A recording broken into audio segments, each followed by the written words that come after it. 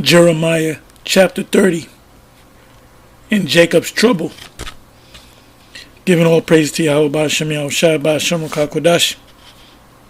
I did a video the other day, GMS in transit, thinking out loud.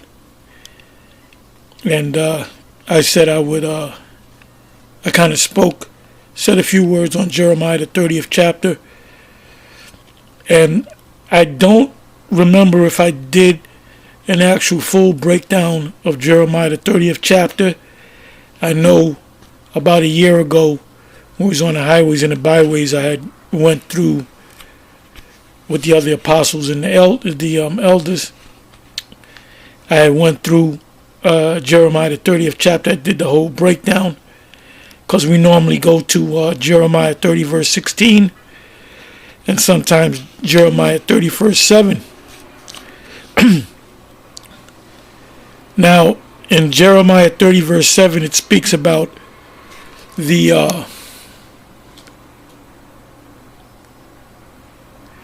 actually mentions the time of Jacob's trouble. So now if you read from the first verse, you read the whole chapter, the first verse to the seventh verse, on down, you would see it's talking about this time period right now. You know, Jacob's trouble is not talking about when we were in hard bondage under the Egyptians. Now, we were troubled, but that's not Jacob's trouble. When the Babylonians took us down, when the Assyrians took us down, when we went through these different captivities, during the time of Antiochus Epiphanes, during the time of the Roman Empire, it says in Matthew the 11th chapter, the kingdom of heaven suffereth violence, which is a Jacob's trouble, but it's not the Jacob's trouble. There's going to be one time identified as Jacob's trouble, and that's when we're going to be delivered. Jacob's trouble is also in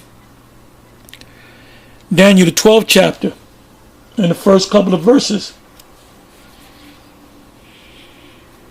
So what I'm going to do, I'm just going to read it. This is a short chapter. 24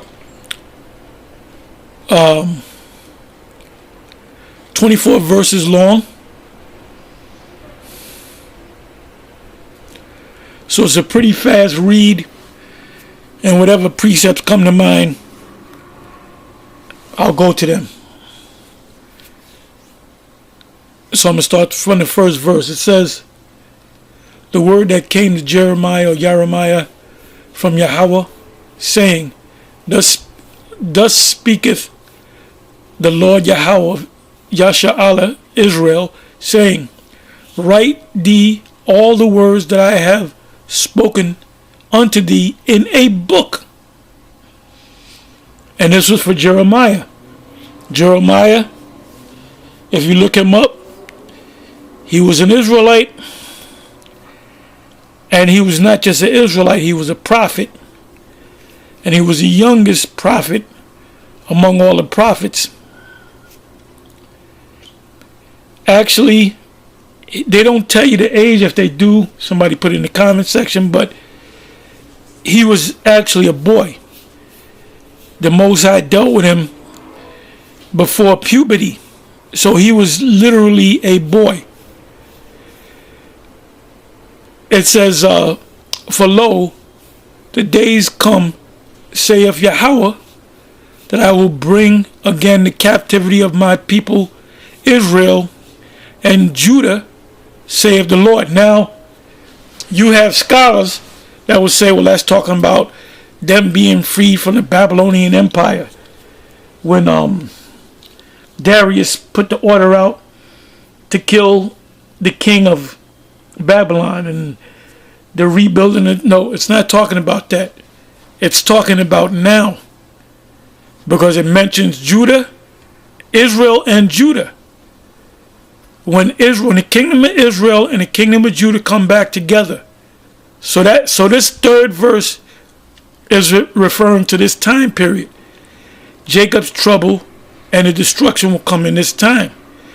It said, for third verse again, for lo, the days come, saith Yahweh, that I will bring again the captivity of my people Israel and Judah, saith Yahweh, and I will cause them to return to the land that I gave to their fathers, and they shall possess it. That has yet to happen. Although you got these so-called Jews, these Amalekites, these Edomites, saying that they fulfilled that. No, they didn't. How do we know that they didn't fulfill this prophecy? Because where's the kingdom of Israel? Where's Benjamin? Where's Levi? Where's Gad? Where's Reuben? Where's Issachar? Where's Asher? Where's Ephraim? Simeon? Naphtali? Where are the rest of the tribes? So we know that these people in the land of Israel that claim to be the people of the Lord, well, they're not fulfilling any prophecy, because all the tribes in the two kingdoms will have to come back together. That's why in Ezekiel 37 chapter, one of my favorite chapters, it's around about the 16th verse, well, starting at the 16th verse, it speaks about the two sticks, one stick, and that Hebrew word there is plank, for Judah and his companion, Benjamin and Levi, and another stick for Joseph, the stick of Ephraim.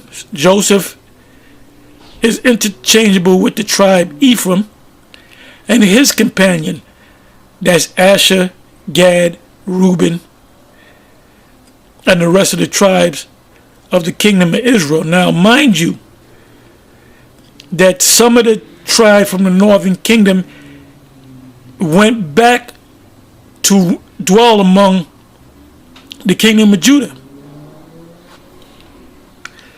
So that's why you have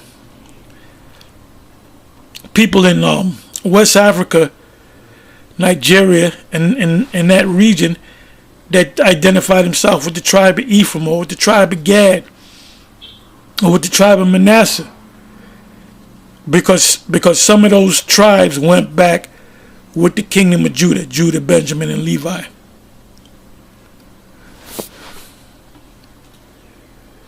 It says, 4th verse, and these are the words that the Lord Yahweh spake concerning Israel and concerning Judah. So we know that this verse is not talking about back then. This verse is not talking about 2,000 years ago, 2,500 years ago, 3,000 years ago. It said, for thus saith Yahweh, we have heard a voice of trembling, of fear, and not of peace.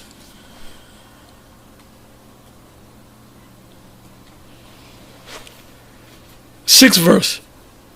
Ask we now, and see whether a man doeth travail with child.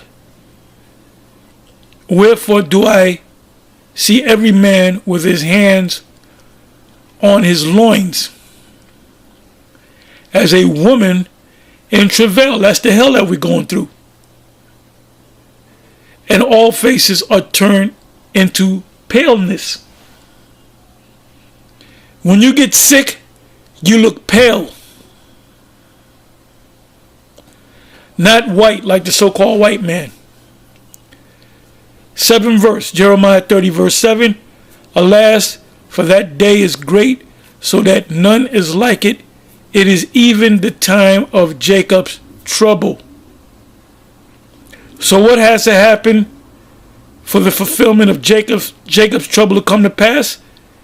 These tribes got to come together. Isaiah the 11th chapter. Isaiah the 14th chapter, the first couple of verses.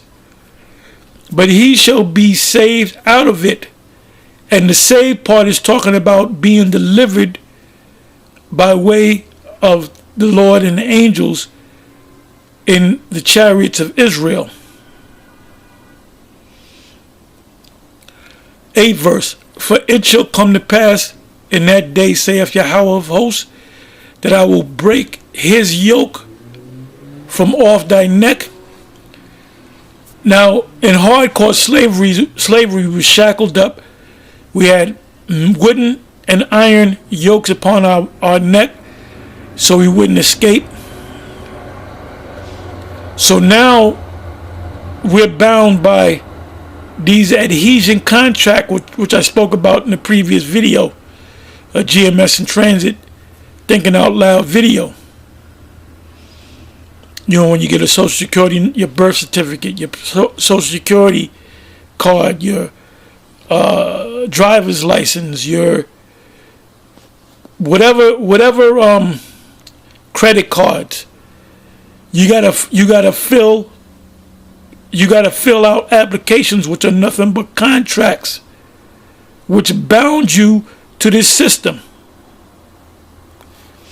See, if you never sign any of these contracts, these adhesion contracts, these applications, Esau can't do nothing to you.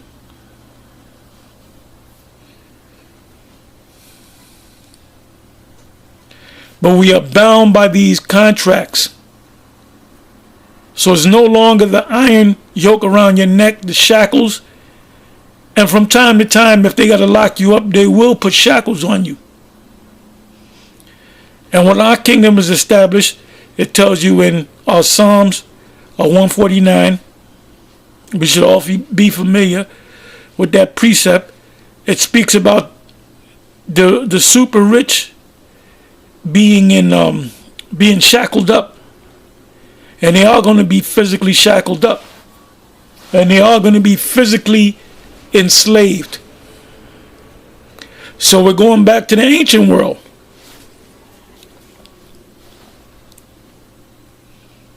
Eighth verse.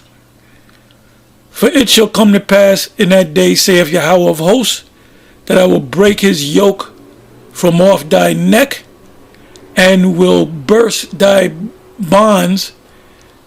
Now, if you get a chance, you look up the word bonds.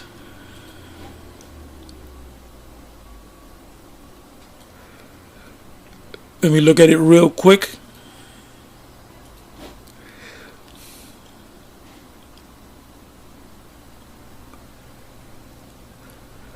Mawasar. Band, bond.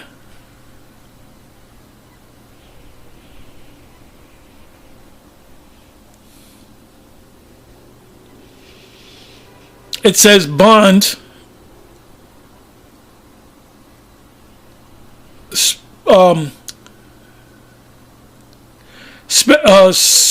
Specially used of the bonds of a yoke, often metaphorically. So we have metaphoric bonds on us through the various adhesion contracts. Now I give you some precepts. I give you Psalms 2 verse 3, Psalms 107 verse 14, Psalms 116 verse 16, Isaiah 28 verse 22, Isaiah 52 verse 2, Jeremiah 5 verse 5, Jeremiah 27 verse 2.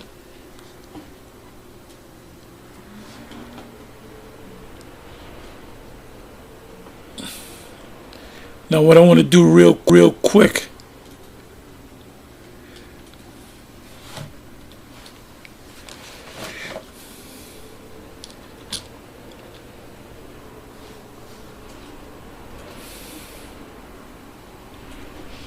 let's go to Psalms 2.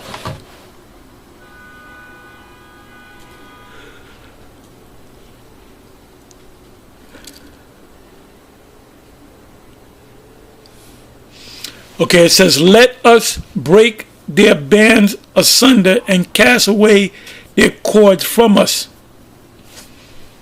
Bands meaning bonds.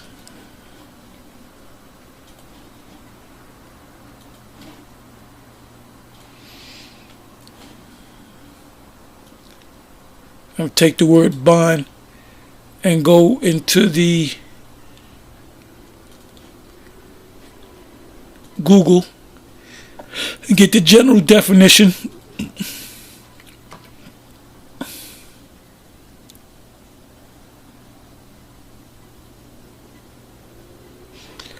It says bond definition. What is a bond? A bond is a fixed income instrument that represents a loan made by an investor. And that's who we are. They invested in us. The America became great through slavery. It says to a borrower.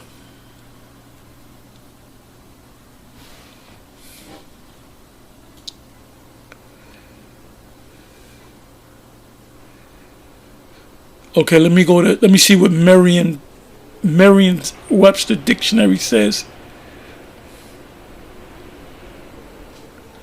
Something that binds. The condition of being held together. The glue forms a strong bond, a force or influence that brings or holds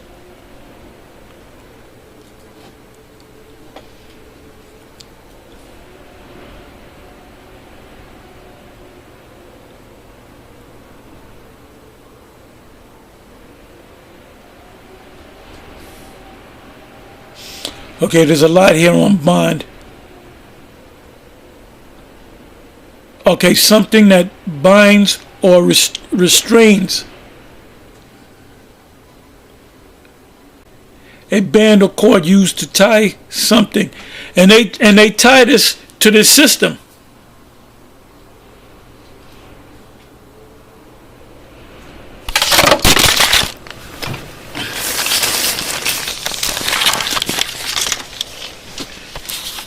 Bear with me for a minute.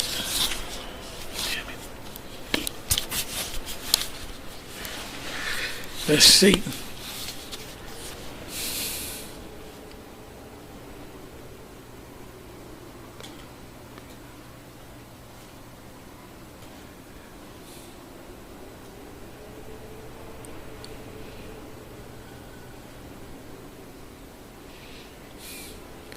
Okay, it says finance.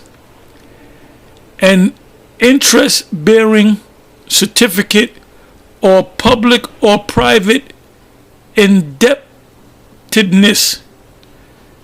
An interest-bearing certificate.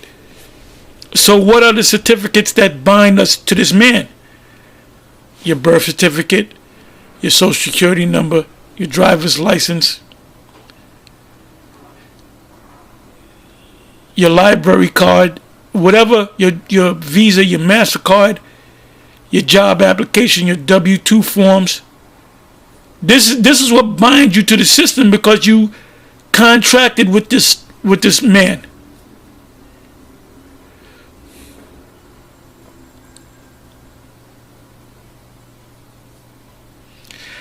An insurance agreement pledging that one will become legally liable for financial loss caused to another by the act of default of a third person or by some contingency over which the third person may have no control. Now, these Jake's getting shot at by cops. Esau's bringing them into justice, and they're getting a lot of money for Jake because Esau is losing money at the hands of these cops because Jake is pretty much a property, but whereby, like the slave master, right? If you had a good slave and the slave got sick and died, or the slave got sick, the slave master would do everything in his power to make him well so he can keep working for him.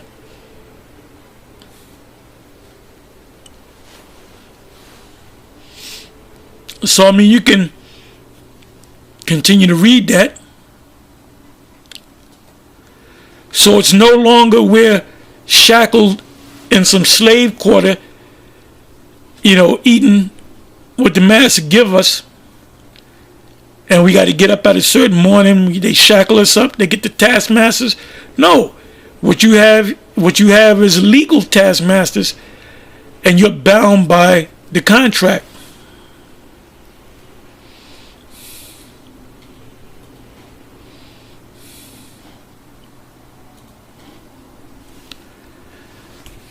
This is a little longer than I wanted it to be, but that's good. So let's read Jeremiah 30 verse 7 and 8 again. Alas, for that day is great, so that none is like it.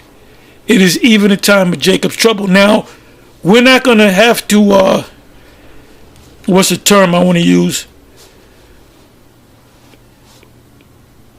I can't remember the term, but it's to take away your signature, revoke your signature. We don't have to take these contracts and revoke our names from these signatures. When the Lord come and the angels come back, they're going to physically beam us up, destroy the rest of the 2/3 in America, and destroy Esau. So all that paperwork that they have, that's going to be null and void. And we're going to be changed in a moment, in a twinkling of an eye at the last trump, pursuant to 1 Corinthians 15. If not 2 Corinthians, I believe it's 1 Corinthians 15, around about the 50th verse. So there's going to be a dramatic change. All hell is going to break loose. Babylon will be utterly destroyed, and we will be superhuman, extraterrestrial, angelic beings with power far beyond Esau. And we're gonna shackle them up the old-fashioned way. This is why they demonize us, because they know their future. The elite know their future. 8th verse again. For it shall come to pass in that day, saith Yahweh of hosts, that I will break his yoke, both physical yoke. You being in the prison system is a physical yoke. From off thy neck, and will burst thy bonds. That includes your paper agreements, your adhesion contracts. Now, somebody asked me in the previous video, could I go more into adhesion contracts? Well, adhesion contracts just merely means a contract, an application, which is nothing but a contract, because you sign your name and then you promise to do whatever. Like if you go to the DMV, it tells you people that sign it, they just sign it, fill out the information and sign a contract, and they don't, at the end it says, you hereby agree to follow all the laws that's in the DMV, I'm sorry, in New York it's VTL, Vehicle and Traffic Law, and every state has one. And they tell you in these vehicle and traffic laws that there's a difference between, that's a thick book. There's a difference between commercial traffic. There's a difference between commercially owning a vehicle and personally owning a vehicle. Commercially owning a vehicle meaning you own it because you have a corporation, you have a fleet of cars. Personal meaning you're doing business as a sole proprietor. But it says that which makes it a contract. You hereby agree by signing your name that you agree to all the laws, codes, ordinances of the VTL, Vehicle and Traffic Law. So when you get your light, okay, you took the test, you got the license, you go through a red light, a revenue officer pulls you over because he's doing it for revenue. He's really a revenue officer. They're not going to lock you up if you pay. You go to court. The officer proves that you went through the red light. You got to pay the court costs, and you pay it, and you don't go to jail. Now, if you don't pay it, you can't go to jail, because really what they want out of you is the money.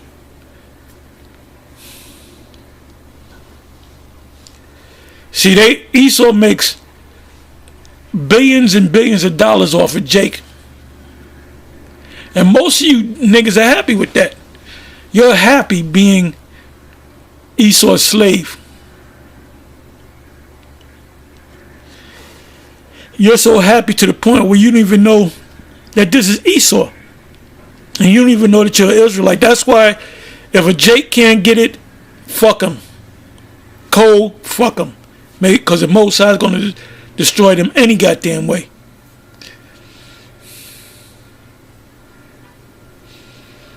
I'm in the middle of 8 and will burst thy bonds.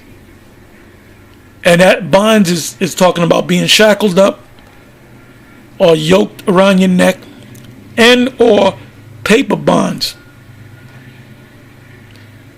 If you ever get locked up and somebody's going to bond you out, they pay whether it's 10%, 20% of the bail that the court issues.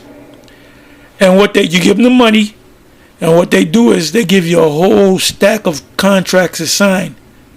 And that's how they got you. That's why they can catch you. That's why they can go, a bondsman, bail bondsman can go out of state because they have jurisdiction over you based upon a contract. So if you go to Mexico, they can go down to Mexico and get you, where police can't do that. And they're part of this setup with the court system. See, Esau, one thing about Esau, if you've been in this system, he does do everything in order. So him charging you X amount of money for going through a red light, well, guess what? You signed the contract. But obviously you didn't know the contract, so it was a fraud anyway. James, the 5th chapter, 9th verse. But they shall serve Yahweh their power, and David their king, whom I will raise up unto them. Because you're not going to serve Esau anymore. You're going to serve the Most High. And the physical David.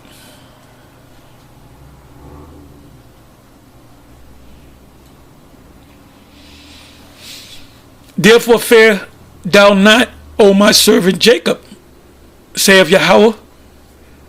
Neither be dismayed, O Yasha'Allah, for lo, I will save thee from afar. And we are on the other side of the world. We're in the Americas and around the world. But the key place that we're going to be delivered is from where? Out of America. Where did this truth spring from? America. It said, and Jacob shall return and shall be in rest. That's the kingdom. And be quiet, and none shall make him afraid.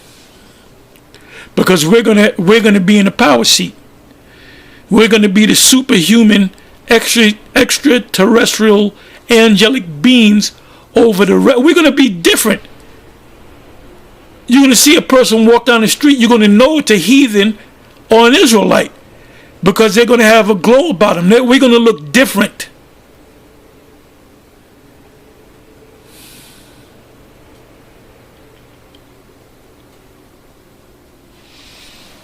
And we will all be spiritual, even our women, our children. We will have spiritual power.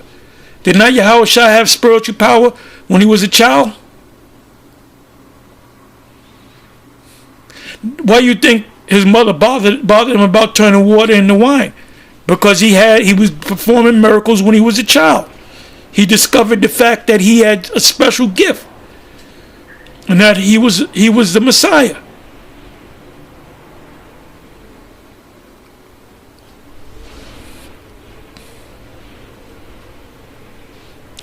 You got to watch that movie Brightburn, because when the boy in Brightburn, which was supposed to be Superman, the thing that was in that ship that was in the barn communicated with him when he was 12 years old. That's when he had an attraction to little girls that was his age, 12 years old, because that's when a man becomes a man. That's when puberty comes in to play, both with men, with boys and girls. When do you become an adult? When puberty hits him. Puberty changes you from a boy to a man. Puberty changes a girl from a girl to a woman.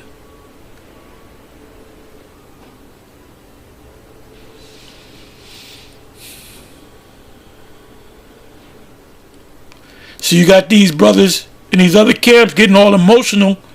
Back in the ancient world, you had women that were with older men at the age of 12, 13, 14 years old.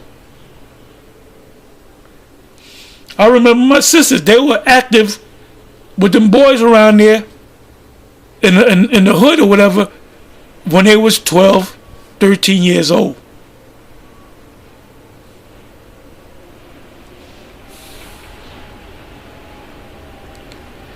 And I believe, if my memory serves me correctly, both my sisters were pregnant at 14. So when were they engaging in sex? When they were 13.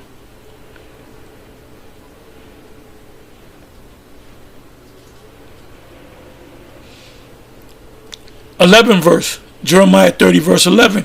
For I am with thee, saith Yahweh, to save thee, though I make a full end of all nations, whither I have scattered thee. And we were literally scattered. You got the ISUPK saying, oh, them people in Africa, you a Hamite. Where you from, brother? I'm from Ghana. You a Hamite. Where you from, brother? I'm from Nigeria. You a Hamite. No, you had Israelites. What part of Africa is great? The western part, or the western coast of Africa. Why? Because there's Israelites down there. You got Hamites mingle with them. You got Nigerians, West Africans taking all the titles at the UFC.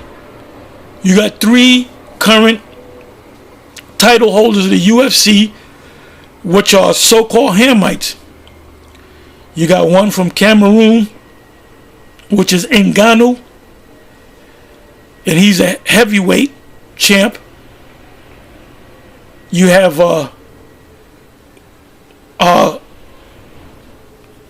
Kumar, which he's Nigerian. He's a world champ at 170. And at 185, you got Israel Adesanya, which Israel is his first name. And them 3 dudes are Israelites.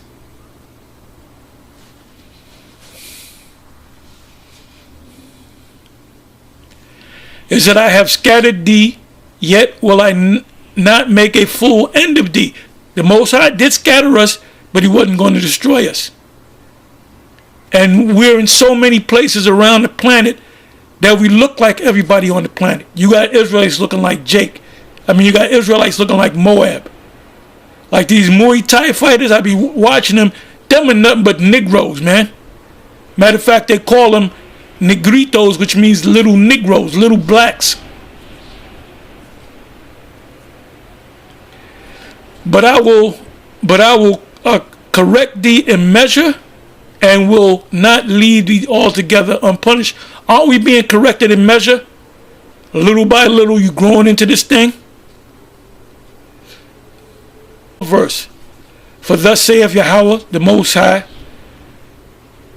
thy bruise is incurable, and thy wound is grievous.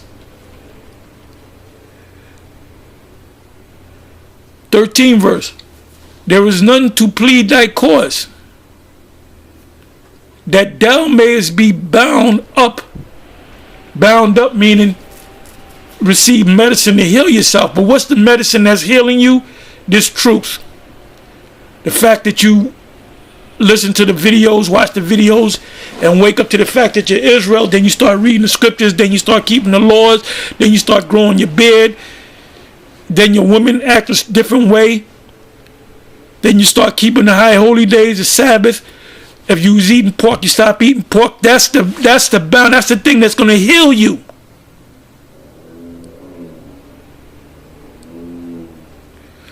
It says, thou hast no healing medicine. The healing medicine is this truth. And what's ironic, when you come into this truth, and tell me I'm lying, before you came into this truth, you were eating all kind of junk. When you came into this truth, you started exercising, you started taking herbs, you started getting into the herbs. You know, me, myself, I drink a lot of green smoothies and juices like pomegranate juice, which is great for your body, for the circulation. Tart cherry juice, which is great for the circulation. What else? Beet juice. You look, ain't no Israelite got no business drinking a goddamn Coke or soda or anything like that. Now, you might have a little taste for some junk, but you shouldn't be drinking no goddamn soda. You might as well be smoking a pack of Newports. 14 verse, Jeremiah 30 verse 14. It says, all thy lovers have forgotten thee, they seek thee not, for I have wounded thee with the wound of an enemy, with the chastisement of a cruel one. In other words, these nations don't respect you because they don't look at you as being an Israelite. You're just a nigger. You're just an Indian on a reservation. You're just a spit. For the multitude of thine iniquities, because thy sins are increased.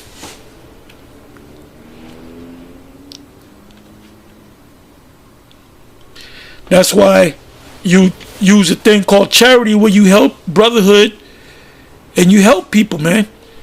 Because it says charity covers a multitude of sin. Because the Most High knows your heart. Why criest thou for thine afflictions? Thy sorrow is incurable for the multitude of thine iniquities. These J's getting shot in the back by cops. The reason why that's happening, first of all, you got to understand that Esau is a whipping stick of the Most High. So when they get shot, they're getting shot by the Most High's instrument. So if you're going to get mad at anybody, get mad at the Most High. You go ahead and get mad at the Most High. And the Most High going to throw the law right in your face, nigga. You having sex with your man behind his back, and then you the same nigga that gets shot up by the cops, and they say, oh, how good this boy was. He was a good boy. He took care of his kid. No, you wasn't. You were popping your boy's woman, nigga. And I grew up around Jake. Jake is nothing but wicked. That's a topic right there for you, Apostle Ramlob. Jake is nothing but wicked. Because thy sins were increased. And you don't think about the motherfucking fact that you don't realize the consequences of what you do. You get all mad at the damn cop for shooting you back. Won't you think about the Most High? Won't you think about what sin you committed for the cop to blow you away like that? What sin or sins did you commit for the cop to put his knee on your neck for 9+ minutes? And you screaming for mama. And mama's in the spirit world.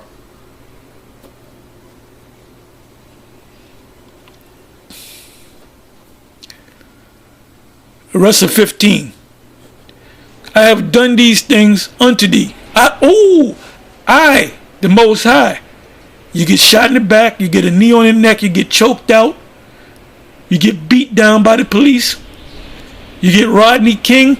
Who was in the spirit of them cops that Rodney King? The Most High. It says, I have done these things unto thee. What did the Lord do? He put the spirit on these devils to do what they do.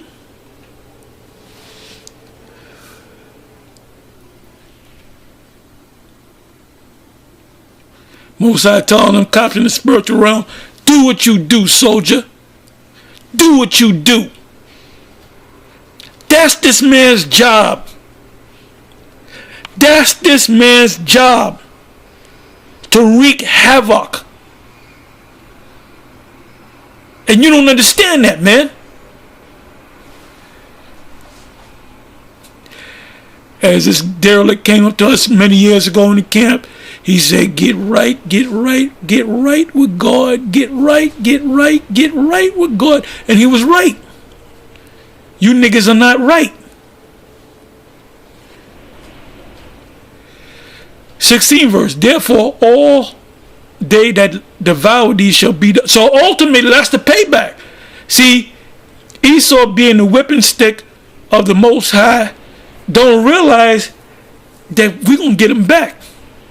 Payback is a bitch. 16 verse, therefore all they that devour thee shall be devoured, and all thine adversaries, enemies, every one of them. We always say every last one of them, every one of them shall go into captivity, going into slavery. Vocab. You better hope like hell you're not an Edomite. It said everyone, all of your enemies, all of your adversaries, every one of them shall go into captivity, and they that spoil thee shall be spoiled, and all that preyed upon thee will I give for a prey. Payback is a bitch. 17 verse, for I will restore. That's reparations. True reparations is to take the person that put you into slavery and put them into slavery. You can't restore nothing with a check. It said, for I will restore health unto thee, and will heal thee of thy wounds, saith Yahweh B'Shem Yahushai. Because they called thee an outcast, right? And you are outcast. The reason why they don't recognize you as being Israelite, because you wasn't in Israel.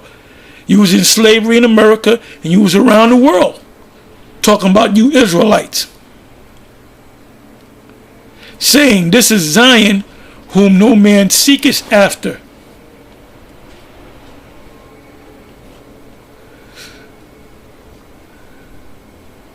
'18 verse, thus saith Yahweh, behold, I will bring again the captivity of Jacob's tents, and have mercy on his dwelling places. The Most High is going to start dealing with us as a father, a loving father deals with their loving children. And the city shall be built upon her own heap. Whose heap? Let me look up that word heap. I know what it means, but I want to see what it means biblically. It's giving me problems coming up.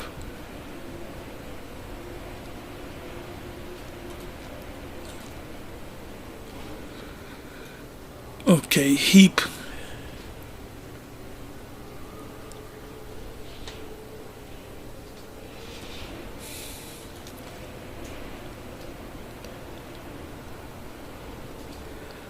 The word for heap is thal. The root is thalal. It means mound, heap of ruins. What is the heap of ruins? America. But we're not going to build on America.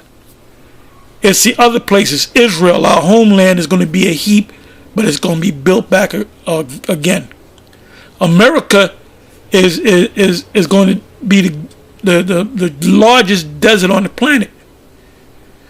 And whatever other places on the earth that were destroyed, that were in heaps, they're going to be built back up. Israel's going to be built back up. Lebanon's going to be built back up.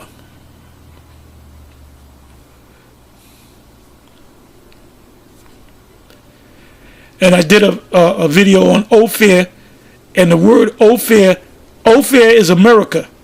When it speaks about the fine gold of Ophir, it's talking about when King Solomon had the navy, the Canaanites go back and forth to the Americas, and that place was called Ophir.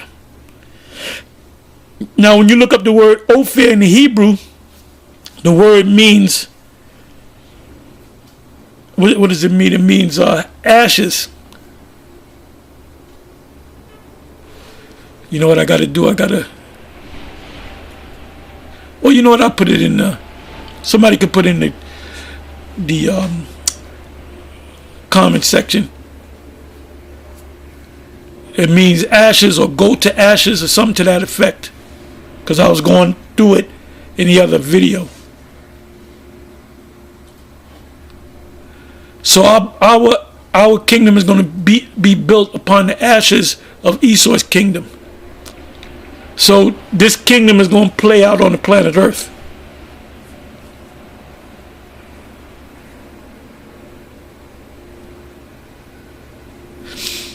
It says, in the city, I'm still in the 18th verse, and the city shall be built upon her own heap, and the palace shall remain after the manner thereof. So Esau's kingdom was here on this earth. Our kingdom is going to be here on this earth. 19th verse. And out of them shall proceed thanksgiving and the voice of them that make merry. Because we're going to be happy.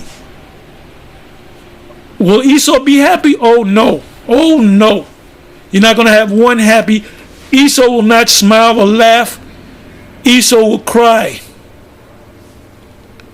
And I will multiply them, and they shall not be few. The Israelites shall not be few.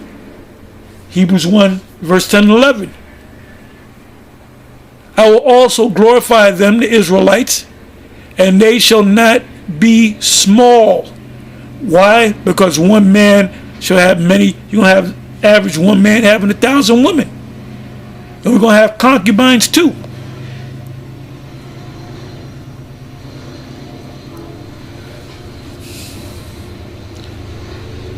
So this is all going to happen. What's going to happen before the kingdom comes is Jacob's trouble. So Nate said, oh, there's no such thing as Jacob's trouble. You're just going to walk right out of here. No. Jacob's trouble got to come. Their children also shall be as aforetime, and their congregation shall be established before me, and I will punish all that oppress them. So Esau, you're gonna really get it, and you other nations, but you ain't gonna get it as bad as Edomites. And Esau knows that he's Esau. He knows he's an Edomite. That's why he said, oh, the Edomites are done away with. No, oh, we don't know who the Edomites are. They're you, fool. 21st verse. We got a couple more verses. 4 verses to be exact. And their nobles shall be of themselves, and their governors shall, because it's going to be order in the kingdom. It's going to be a government. Shall proceed from the midst of them. And I will, and what comes to mind is Acts, not Acts, Isaiah 2 verse 2. Come and they will teach us of their ways. There ain't going to be no homosexual, ain't going to be, what's this guy, Kathy Jenner. Ain't going to be no Kathy Jenner. That motherfucker going to be dead. All you trans genders, you hermaphrodites, you moles, that's not going to be in the kingdom. You will be done away with. And I will cause him to draw near, and he shall approach unto me. For who is this that engaged his heart to approach unto me, saith Yahweh? And ye shall be my people. Who's the Most High talking about? Or talking to? The Israelites. Those are the people, man. Ain't no such thing as no goddamn supersessionism and replacement theology. And I will be your power. Behold, the whirlwind of Yahweh. That's the ships. You can read Isaiah 66 verse 15. Of Yahweh goeth forth with fury, because the whirlwinds are coming to shoot lasers to destroy this place. A continuing whirlwind, it shall fall with pain upon the head of the Edomites, the wicked. It said, it shall fall with pain upon the head of the wicked. The fierce anger of Yahweh shall not return until he have done it, and until he have performed the intent of his heart. In the latter days, we're in the latter days, ye shall consider it. So if you can't see that there's no such thing as Jacob's trouble, but then you a goddamn fool.